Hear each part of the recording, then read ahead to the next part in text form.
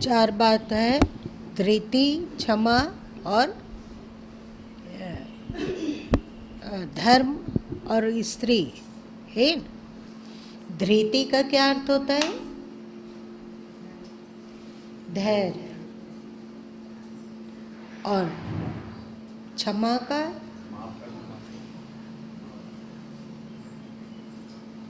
धृति, धर्म, मित्र, नारी, है ना। धृति, धर्म, धर्म मतलब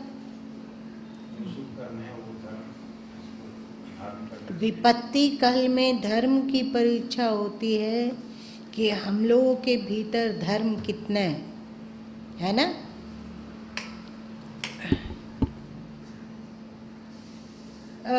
सदगुरु कबीर साहब का एक पद है जिसमें वे कहते हैं,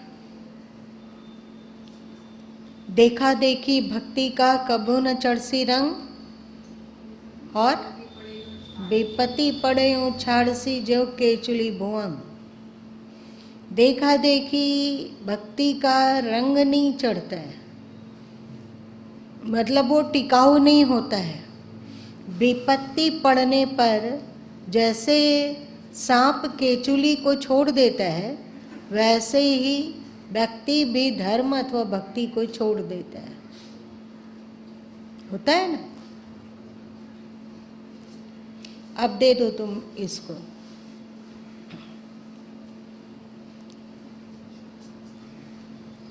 मित्र की भी परीक्षा विपत्ति में ही होती है, वैसे ही दाम्पत्य जीवन में भी एक दूसरे की परीक्षा विपत्ति काल में होती है। यदि विपत्ति पड़ने पर साथ छोड़ दें तो फिर वो कौन सा रिश्ता, क्या उचित। दंपति में से दोनों में से एक रुग्ण हो जाए, रोगी हो जाए, और पहले जैसा अब वो अपने साथी का देख रेख नहीं कर पाता हो और उसके लिए बहुत नहीं कर पाता हो, तब पता चलता है कि प्रेम है या नहीं है। नारी यहाँ शब्द दिया गया है, पर दोनों का द्योतक है ये। स्त्री मतलब पत्नी अपने पति की पत्नी के विपत्ति में पति कितना साथ निभाता है, और पति की विपत्ति में पत्नी कितना साथ निभाती है, इसकी परीक्षा विपत्ति में ही होती है। हम लोग कितने धर्मपरायण हैं, इसकी भी परीक्षा विपत्ति में ही होती है। मान लिया जाए कि घर में गरीबी हो, सुख ना हो, समृद्धि ना हो, धन ना हो, और किसी मंदिर में गए तो वहाँ देखा गया कि किसी का गले का स्वर्णाभूषण हार जमीन पे गिरा हुआ है। अब उस जगह हम लोगों की नीयत क्या कहेगी? परीक्षा ये टटोल के देखो कि क्या होगा। ऐसी परिस्थिति आती हो, घर में गरीबी है,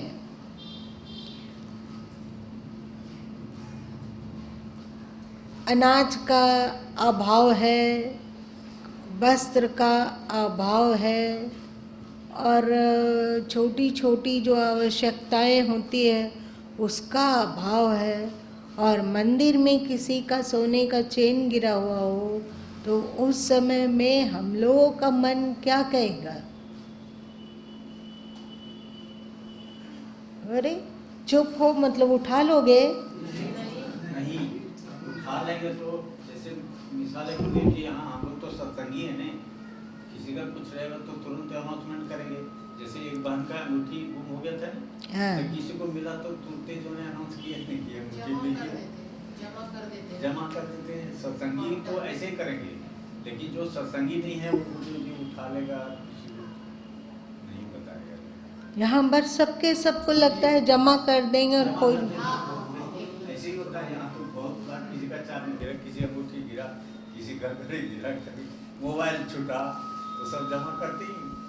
इधर तो सबका मन वैसे ही हो गया आपकी कृपा से। इससे पहले चेन और चैन भी एक बार गिरा। अच्छा चेन था बैग में और पैसा भी 5,000 सत्संगी अनाउंस करवाए थे, मिल गया। क्योंकि इतनी कृपा तो स्त्री की बरसी, कैसा मन हो गया। अभी भी रेखा नाम होती है। चलो तब तो बहुत अच्छी बात है। अब आगे पढ़ो।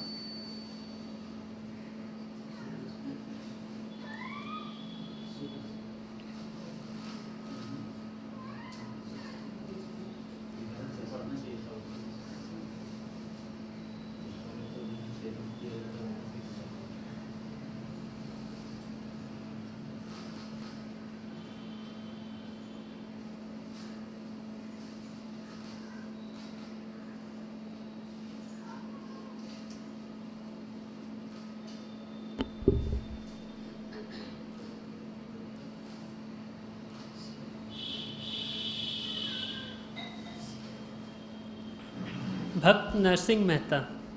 इसके पूर्व हम लोगों ने सुना कि नरसिंह मेहता जी ने जिम्मेवारी उठाया कि वे अपने पिताजी का श्राद्ध करेंगे। इस पर उनकी पत्नी उन्हें मानिक बाई जी ने कहा कि आप अन्न का प्रबंध कर लीजिए जिससे कि उनका श्राद्ध किया जाए। इस पर नरसिंह मेहता जी ने कहा कि प्रिय, पहले मुझे प्रभु का भजन कर लेने दो, उसके बाद मैं बाजार जाकर कुछ सामग्री कहीं से उधार लाने की चेष्टा करूंगा। यदि उधार नहीं मिला तो मेरे नाथ जाने और पितर जाने। इस पर मानिक बाई ने कहा, स्वामिन, हम उन परमात्मा को नाथ तो मान ही बैठे हैं, परंतु उनके घर न्याय कहाँ है? देखिए, भाई के घर पर तो इतनी अधिक संपत्ति है और हमें नित्य अपने पेट की ही चिंता लगी रहती है। इतना कहते कहते मानिक बाई के नेत्रों से अश्रु धारा चलने लगी। साध्वी, तू बार बार ऐसी घृणित अश्रद्धा प्रकट करते हुए वृथा क्यों भाषण करती है? आज भी तूने फिर मेरे नाथ पर व्यर्थ दोषारोपण कर ही डाला। भगवान बड़े न्यायी और दयालु हैं। उनके यहाँ पाप पुण्य का न्याय युक्त बदला दिया जाता है। मेरा दुर्भाग्य है कि मेरी अर्धांगिनी होकर भी तेरे अंदर श्रद्धा का अभाव है।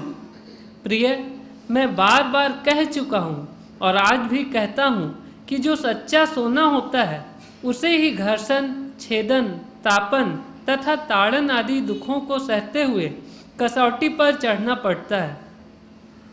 स्वर्णकार को भी यही उचित है कि वह लोहा आदि धातुओं की परीक्षा न करे, खरे सोने की ही परीक्षा करे। वास्तव में आज हम कसौटी पर हैं और ऐसी कसौटी ही मनुष्यत्व की सच्ची परीक्षा है। मेरा दृढ़ विश्वास है कि उस परम पिता के दरबार में कभी भूलकर भी अन्याय नहीं होता। नरसिंह राम ने खूब जोरदार शब्दों में पत्नी का समाधान किया। जोरदार मतलब समझते हो? विश्वास के साथ।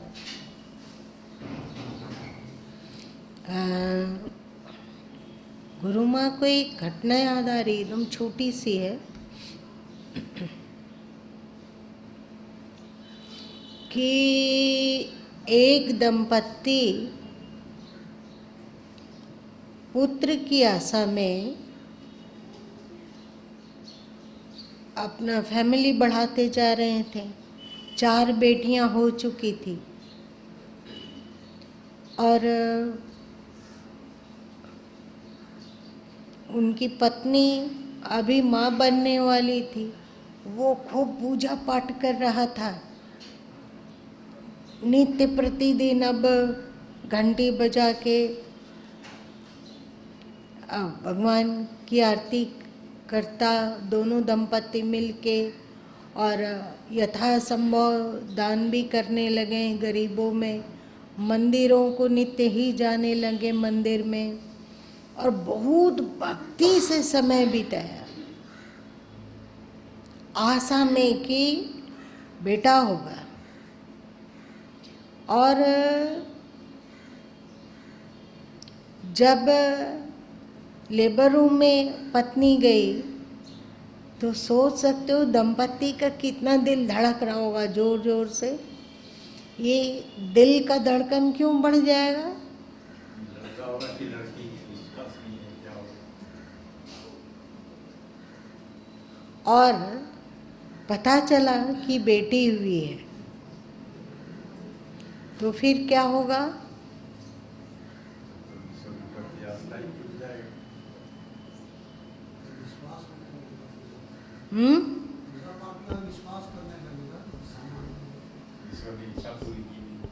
हाँ, क्यों पूजा, क्यों प्रार्थना? और संयोग ऐसा देखो कि वो पांचवी बेटी माँ बाप का बुढ़ापे की लाठी बनी,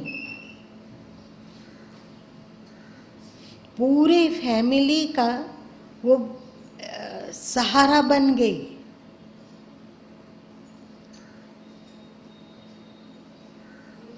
चारों बच्चे, मतलब 4 बहन और माँ बाप, इन सब की वो इतनी सेवा करी, इतनी सेवा करी।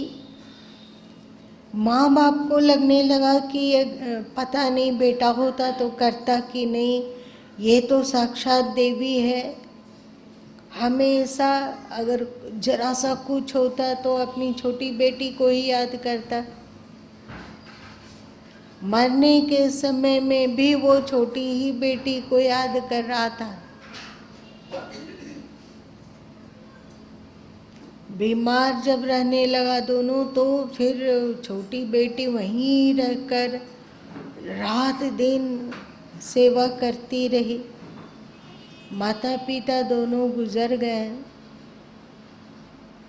सोचो, हम लोग नहीं जानते हैं कि जो भगवान कर रहे हैं वो क्यों कर रहे हैं, इसके पीछे रीजन क्या है वो हम लोग नहीं जानते हैं।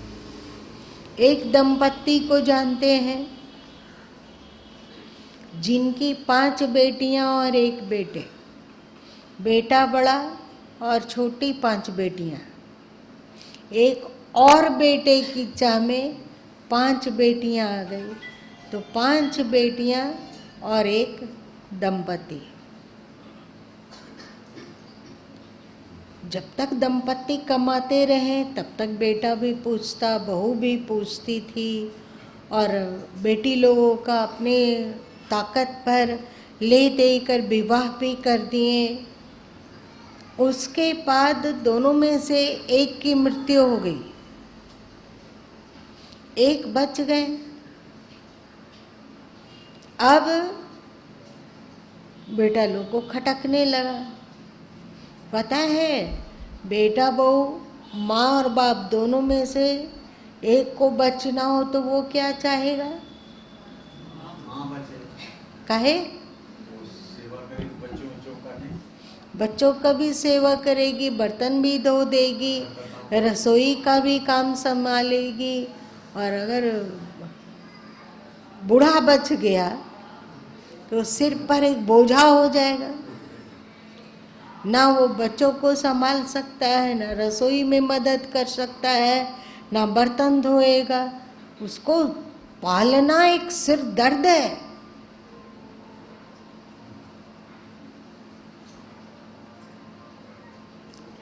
ऐसा नहीं होता है क्या? हाँ, ऐसा ही होता है। यदि 2 बेटे हैं और दोनों अलग अलग रहने लग गए तो उन लोग में होता है कि हम दोनों को नहीं खिला सकेंगे, एक को खिलाएंगे, एक मेरे साथ रहेगा और एक उस भैया के साथ। तो झगड़ा होता है कि माँ मेरे तरफ रहेगी, अगला कहता है माँ मेरे तरफ रहेगी। ऐसा नहीं कि माँ के प्रति उसका हथौर प्रेम उमड़ा है, ऐसा कुछ नहीं है। इसलिए कि वो मुफ्त का नौकर बन सकती है, और ये बूढ़ा एकदम सिरदर्द है, खांसते रहेगा। टाइम टाइम से उसको खाना चाहिए।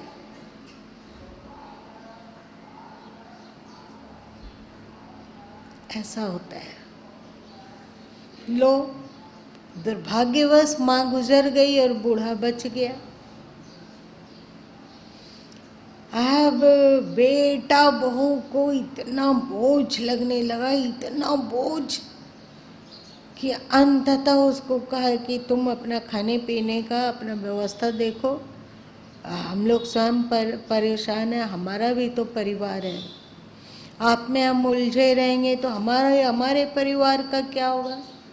ये हमारे परिवार में माँ बाप नहीं आ रहे हैं, अब हमारा परिवार मतलब क्या हुआ, हम, हमारी पत्नी और हम दोनों के 2-4 बच्चे, बस इतना ही हमारा परिवार है। और एक बात है, एक दंपति मिलने के लिए गुरु माँ के पास आए, तो उसमें पति तो बहुत दिन से जुड़ा हुआ था, तो वो आके अपनी समस्या रख रहा था, और पत्नी बार बार बोल रही थी कि हम लोग ऐसा नहीं करते हैं, हम लोग ऐसा सोचते भी नहीं, हम लोग को जो बन पड़ता है सो सेवा करते हैं। 2 बार सुने, 3 बार सुने, 4 बार सुने, गुरु माँ कस के जोर से चिल्लाए कि हम लोग क्या कर रहे हो, हम लोग में कौन आता है सो बता दो, हम लोग में कौन आएगा।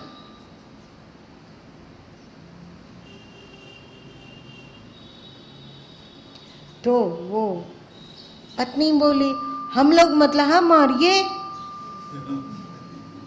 दोनों मिलके रात दिन, और ये बूढ़े बूढ़े लोग एकदम तंग करके मरे हैं। कभी कुछ रहता है तो उठा के बेटी को दे देता है, वो अपना पैसा बेटी लोग को देना चाहता है, हम लोग मरे और वो,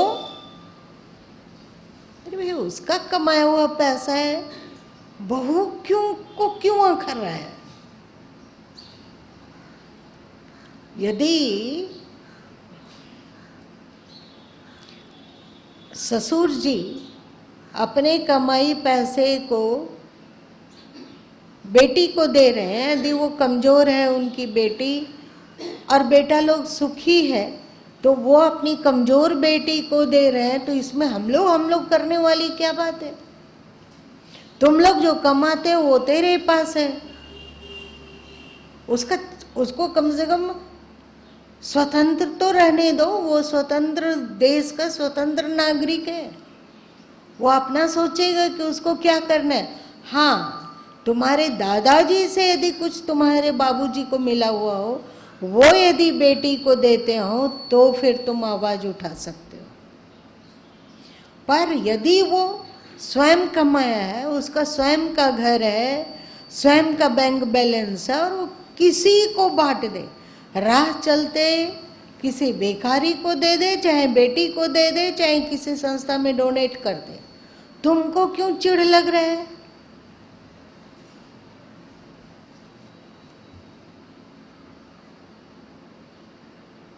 हम लोग वाला रोग आप लोग में भी होता है ना, हम लोग या हम लोग कौन,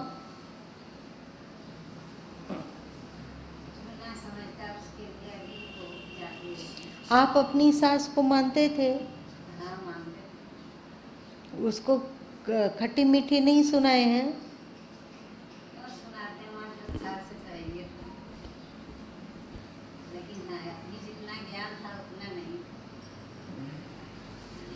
खैर। तो 5 बेटियों वाला एक बेटा बूढ़ा को अलग कर दिया, पत्नी मर गई, अब वो किस काम का। बूढ़ी रहती तो कुछ घर द्वार संभाल देती, साफ सुथरा कर देती, कुछ नहीं तो एक नौकर इतना तो काम कर ही देती, तो जो नौकर का पैसा भी बच रहा है। खटाओ खटाओ 4 बार चखा भी दो, नौकर को यदि 4 बार चखाओगे तो वो छोड़कर भाग जाएगा, पर ये बुढ़िया कहाँ जाएगी? आजीवन मुफ्त का नौकर है बुढ़िया। तुम लोग को कुछ डर लग रहा है क्या? नहीं, बिल्कुल सत्य है, यही सत्य। अच्छा, आपको अनुभव है? जी, अभी तो यही देखने में आ रहा है, ऐसे ही होता है। ऐसे ही होता है। खैर, बूढ़ा अपना खाना अपने बनाता था और खाता था। बेटा बहू यदि उधर कुछ खुशबू आ रही है तलने की, अथवा पुआ बनाने की खुशबू आ रही है, अथवा हलवा चलाने की खुशबू आ रही है, तो बेटा को भी नहीं लगता है कि बुढ़ा बुढ़ी को थोड़ा दे आते हैं। बेटा, उसको हिम्मत है इतनी कि वो अपनी पत्नी के पास बोल सके कि उसे दे दो? है हिम्मत? किसी के कलेजे में दम है भाई लोग का? कौन? हाँ? अच्छा, तुमको डर नहीं लगता है? तो जरूर तुम्हारी पत्नी बहुत समझदार अच्छी होगी, वरना डर नहीं लगना जीना हराम कर देगी स्त्री लोग। देखने में वो सुकुमारी दिखती है पर होती नहीं है। सब कोई कहता है कि सुकुमारी, पर होती नहीं है। अच्छे अच्छे लोगों को का भी दांत खट्टा कर सकती है वो।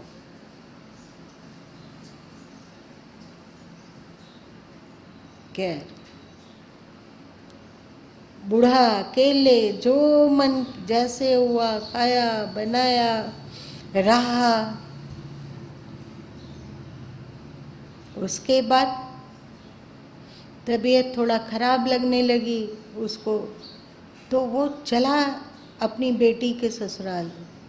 बेटी बोली कि आ जाइए पापा, वहाँ पर आप खाना नहीं बना पा रहे हैं, खा पी नहीं रहे हैं ढंग से, दवा खाना है तो भोजन नहीं कीजिएगा तो आपका क्या स्थिति होगी। तो बुला ली। बुढ़ा वहाँ गया और वहीं राम नाम सत कर गया। उनका शरीर फिर से बेटे के पास, मृत शरीर। बेटा सो दाह संस्कार इत्यादि किया।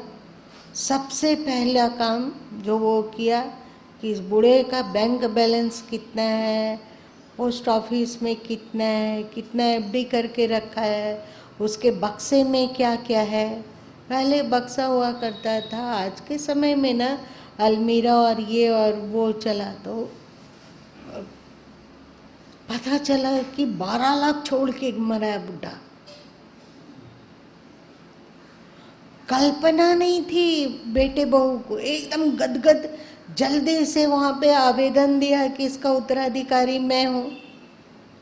पैसा हड़पने के समय में उत्तराधिकारी हम हैं और सेवा करने के समय में अब हमसे ये पार नहीं लगेगा और हम इसको नहीं झेल सकते हैं।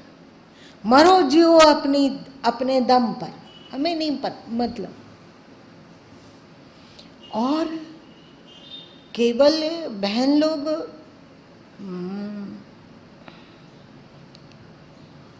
शक्तिशाली ही नहीं होती है, साथ साथ में क्या होती है रे, चतुर भी बहुत होती है। गणेश जी जब जन्म लेकर जीव जंतु लोग धरती पर आते थे तो गणेश जी कहते हैं उनको बुद्धिदाता कहा जाता है। तो बहन लोगों के कपार में अपने हाथ से लिखकर भेजे हैं बुद्धिमान। देखते नहीं हो, इसका तुम लोगों को सबूत है रिजल्ट में बेटियां अक्सर अधिक नंबर लाती है ना, ज़्यादा उत्तीर्ण होती है, ज़्यादा फर्स्ट डिवीजन लाती है। ये शायद उस बुद्धि ज़्यादा है, इतनी चतुर है बहन लोग। उन लोगों से कुछ अक्ल लेना चाहिए भाई लोगों को, इतनी चतुर है। एक दिन और बोले हैं कि बहन लोग अपने माँ बाप को बीच बीच में बुलाते रहती है, और जब उसका माँ बाप आता है तो रोज रोज नए नए व्यंजन बनते हैं, और घर में एक उत्साह, उमंग और आनंद का लगता है कोई त्योहार हो रहा है। भैया आए हुए हैं, भाभी आई हुई है, माई आई हुई है, पापा आए हुए हैं, तो एकदम बहन लोग के पैर में तो लगता है पंख लग गया, उड़ उड़ कर सब कुछ करती है, जल्दी जल्दी 2 तरह से 3 तरह का व्यंजन से संतुष्ट नहीं होती है, हमेशा अलग अलग। सुबह कुछ बना रही है, दोपहर कुछ बना रही है, रात को कुछ बन रहा है, और वहीं पर एक कोना में सास ससुर बुढ़ा बुढ़ी अपने जो हो रहा है सो खा रहा है। बेटा नहीं सीख पाता है, मतलब सीखने के लिए भी बुद्धि चाहिए, बुद्धि होगी तब ना वो सीखता, तो सीख भी नहीं पाता है कि ये अपना माँ बाप, भाई लोग, बहन भाभी लोग का तो एकदम आसमान में चढ़ा के रखती है, सिर पे चढ़ा के रखती है, और हम ही ला के कमा के देते हैं। पहले, आज का हो गया ना कि दोनों लोग कमा रहे हैं, पहले के समय में भाई लोग कमाते थे, बहन लोग घर में रहती थी, उसी की कमाई, बेटा लोग की कमाई से बहू लोग अपने मायके वाले को एकदम सिर में चढ़ा के रखती है, और भाई लोगों के माँ बाप को क्या मजाल जो उसके इर्द गिर्द भी आ जाए, और उसके लिए अगर बोल दे बेटा कि आज उसका तबीयत खराब है, दे दो ना कुछ बनाकर, चिल्लाएगी, चिल्लाना, और भाई लोग मुंह सूखने लग जाता है, हिम्मत नहीं है कि दोबारा बोले कि तुम दे तो दो। क्यों ऐसा होता है ना, बताओ भाई लोग, ऐसा होता है ना, तुम भी डरते हो, तुम भी डरते हो।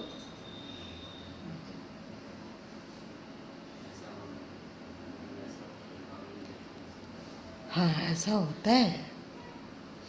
इसीलिए तुम लोगों के जो ऋषि महर्षि हैं, वे बोले या देवी सर्वभूतेषु नमस्तस्यै नमस्तस्यै नमस्तस्यै नमो नमः। या देवता सर्वभूतेषु, ऐसा तो कहीं है ही नहीं, ठीक है, लेकिन ये गुरु माँ कह क्यों रहे हैं?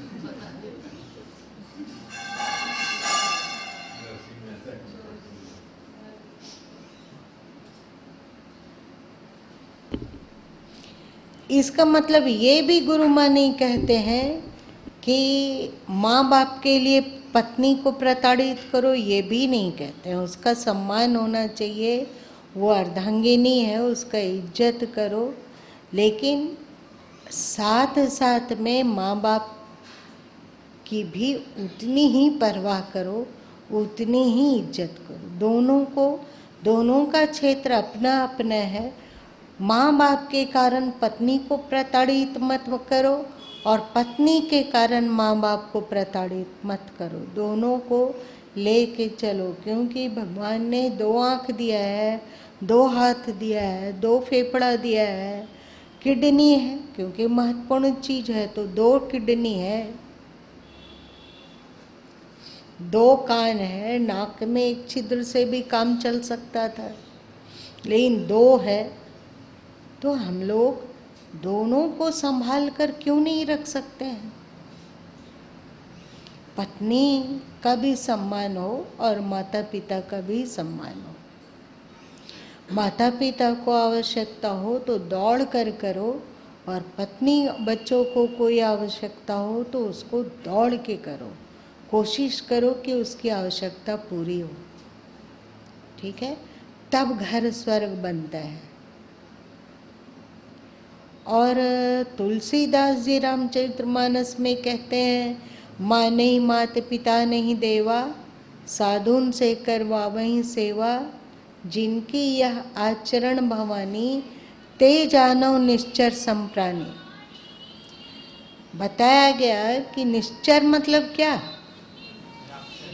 राक्षस। रात में जो विचरण करता हो ऐसा राक्षस किसको कहा जाता है? तो शंकर जी ये नहीं बताएं कि राक्षस लोग का सिंह होता है, ये भी नहीं कहें कि उनके दांत बड़े बड़े होते हैं, हाथी के दांतों की तरह निकले हुए होते हैं, ऐसा नहीं बोला उन्होंने। वे कहते हैं माँ नहीं मात पिता नहीं देवा। जो माता पिता को नहीं मानता और ईश्वर को नहीं मानता और साधुन से करवावहीं सेवा, और संतों से अपनी सेवा करवाता हो, जिनकी यह आचरण भवानी। हे देवी, जिनका ऐसा स्वभाव है, ते जानो निश्चर संप्राणी, उन्हें जानो कि वो राक्षस के समान है। बहन लोगों में से किसी को खुशी हो रही है कि अच्छा हुआ मेरे पति आज उपदेश में नहीं आए, नहीं तो ये सब बात सुन के तो हाथी से निकल जाते हैं। किसी लोग बहन लोगों में से किसी को खुशी नहीं हो रही है?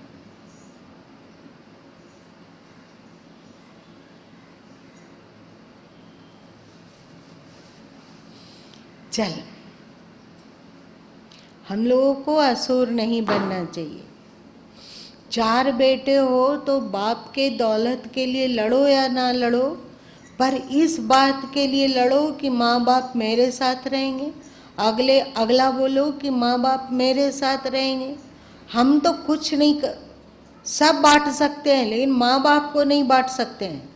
माँ बाप हम अपने पास ही रखेंगे। बड़ा बेटा बोले कि हम अपने पास रखेंगे, छोटा बोले हम अपने पास रखेंगे। जो माँ बाप का दौलत है कमाया हुआ, सो यहीं छूट जाने वाला है, छूटेगा ना।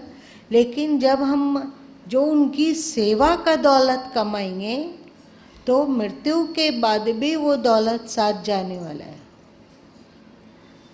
इसलिए इस तरह की बेवकूफ़ी नहीं करनी चाहिए। ना बहन लोग को ऐसी बेवकूफ़ी करनी चाहिए, ना भाई लोग को। होना चाहिए कि बहन लोग जैसे अपने माता पिता का सम्मान करती है, वैसे ही अपने पति के माता पिता का भी सम्मान करे। और पति को भी चाहिए कि वो जितना सम्मान अपने माता पिता का करता है, उतना ही सम्मान अपनी पत्नी के माता पिता का भी करे। यही एक आदर्श परिवार है, यही हिंदू परिवार है।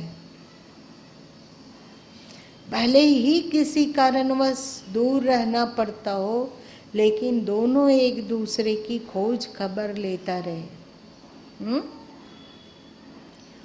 और एक बात है, एक और बात है कि यदि कोई 2 भाई है, 2 भाई,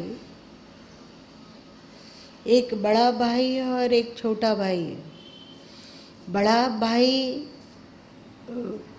क्योंकि परिवार नहीं ठीक से चल रहा था, मतलब घर खर्च नहीं हो पा रहा था जुटाना संभव, तो बड़ा भाई क्या किया कि अपनी पढ़ाई छोड़कर व्यापार में लग गया, जॉब किया, नौकरी किया, जैसे भी किया, घर कमाया और अपने माँ बाप को भी पाला और अपने छोटे भाई बहन को भी पाला।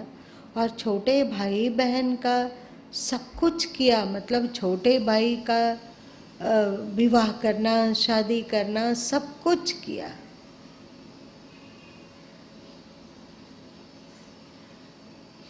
छोटा भाई को पढ़ाया लिखाया तो छोटा भाई किसी अच्छे जगह में उसका जॉब लग गया, वो बहुत कमा रहा है। और बड़ा भाई क्योंकि अपने लिए तो कुछ नहीं बचाया, सब तो अपने छोटे भाई बहन पर खर्च किया। उसके पास अपने बच्चों को पढ़ाने के लिए पैसा नहीं है। अब बताओ छोटे भाई का क्या कर्तव्य है? अक्सर होता है कि छोटा भाई आता है और दमक के बोलता है कि भैया मेरा वाला हिस्सा को खाली कीजिए। उसके पास छोटे भाई के पास अनाप शनाप पैसा है और बड़े भाई एक छोटा सा झोपड़ी में रह रहा है, एक खपराइल का मकान में रह रहा है, एकदम अभाव में जी रहा है। और वो आ गया कि नहीं भैया मेरा ये चीज़ है, ये मेरी चीज़ है, ये मेरी चीज़ है, ये मेरी चीज़ है। माँ बाप को भी बड़े भाई के पास छोड़ा हुआ है। ये सब स्थिति को देखकर आज के समय में भाई भाई में फूट बढ़ता है। क्यों? छोटा से ही भाई लोग सोचने लग जाते हैं कि आज हम कमा रहे हैं और सब भाई लोगों में खर्चा कर रहे हैं, भाई लोगों को पढ़ा रहे हैं, भाई लोगों को लिखा रहे हैं, भाई का विवाह शादी के लिए अपने पॉकेट से खर्च कर रहे हैं। उसको व्यापार करना है तो उसको अपने पॉकेट से व्यापार करवा दे रहे हैं। और एक समय भाई नज़र बदल देता है। ये अच्छी बात है क्या? समाज में इसे कितना फूट होगा, कितना फूट होगा। और कौन भाई अपने छोटे भाई बहन के लिए कुछ करना चाहेगा? वो अलग थलग पड़ गया, पूरा जिंदगी पढ़ाया लिखाया भाई बहनों को, आज वो सुखी संपन्न है। तो उन लोग का कर्तव्य नहीं है कि बड़े भैया हमारे सर पे छत्र छाया बन के छाए रहें, स्वयं भूखे रहें और हम छोटे भाई बहन लोगों को खिलाए पिलाएं? तो क्या उनका सम्मान पिता की तरह नहीं होना चाहिए? नहीं होना चाहिए? होना चाहिए। पर जब नज़र फेर लेता है ना तो भाई लोगों का एकदम लगता है जैसे दिल में कोई छुरा चला दिया और उसमें नमक मिर्च मसाला भर दिया हो। इतनी छटपटाहट होती है, इतना दर्द होता है। और इन सब घटनाओं को देखकर फिर चाहे दो भी भाई हो तो उनमें स्वार्थ पनपता है कि ना बाबा, भाई किसका होता है? किसी का नहीं, वो अपना ही होगा। हम कमा रहे हैं तो हम अपना जानेंगे। हम ये भाई बहन और छोटा और ये सब की जिम्मेवारी हम नहीं ले सकते हैं, नहीं उठाएंगे। हम कमा रहे हैं, हम अपना खर्च करेंगे, अपना बचत करेंगे। होता है ना? ये अच्छी बात नहीं है। और बड़े भाई का दर्द कभी कभी गुरु माँ अपने हृदय में अनुभव करते हैं। मतलब उसका दर्द का फोकस पता चलता है कि कितना उसको दर्द हो रहा है। और यदि भाभी कभी कह देती है कि आज आप बंटवाने के लिए आ गए हैं और आपके भैया आपको पढ़ाएं, कमा कमा के एक एक पैसा जोड़ जोड़ कर आपको पढ़ाएं लिखाएं, और आज आप बंटवारा के लिए आ गए हैं, तो छोटा भाई तमतमा जाता है कि ये बोलते हैं कि हमको पढ़ाएं। पढ़ाया तो अपना कर्तव्य किया, इसमें कौन सा उपकार कर दिया? जैसे बेटे लोग माँ बाप को कहते हैं पैदा किए तो पाले पोसे, इसमें कौन सा उपकार किए? माँ कहती है 9 महीने हमने कोख में रखा अपने का तेरा, तो बेटा कहता है बताओ उसका किराया कितना दे दूं। बात बंद करो, ये एक ही बात को क्यों बोलते रहती हो, बोलो कितना किराया होता है। ऐसे रिश्ता नहीं चलता है और ऐसे परिवार में प्रेम भी नहीं होता है। और जिस परिवार में प्रेम नहीं है उस परिवार में अध्यात्म, शांति, सुकून, लक्ष्मी टिक ही नहीं सकती है। जहाँ नित्य प्रतिदिन जैसे ममता बनर्जी वहाँ खेला होबे करी, वैसे यहाँ पर भी खेला होबे।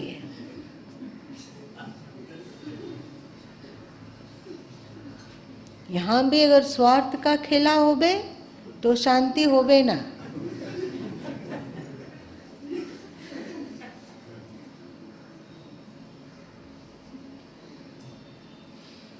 जब तक हम लोग परिवार में स्वर्ग नहीं उतारेंगे तब तक हृदय में, मन में, अंतस में स्वर्ग नहीं आएगा। ठीक है, आज इतना ही रहने देते हैं। सॉरी बच्चों, ये भी जरूरी है, इस बात को भी जानना, सीखना, समझना जरूरी है। हम लोग करीब उसी तरह जैसे बतलाएं, छोटा है, 2-3-4 साल के छोटा थे, कुछ हम लोग किए नहीं से, लेकिन अभी तक बहुत प्रेम करते हैं, सम्मान करते हैं। वहाँ का हम कोई चीज़ नहीं खोजते हैं, क्या है क्या नहीं है, जरा सा भी जो है आपका है। घर में होता है कभी काल जो कम से कम फोन करके अलग नाम चढ़वा लेते जमीन में, आप जिस समय अलग बोलेंगे ना उनके मन में अधिक हो जाएगा। अब फोन देंगे तो उनको कमी हो जाएगा, हिस्सा अगर हम अति कर लेते हैं, ले लेते हैं, उनको कमी काहे खेती पर निर्भर है। वाह राम जी, जरा इनका पेट मेरे तरफ से थपथपाइए।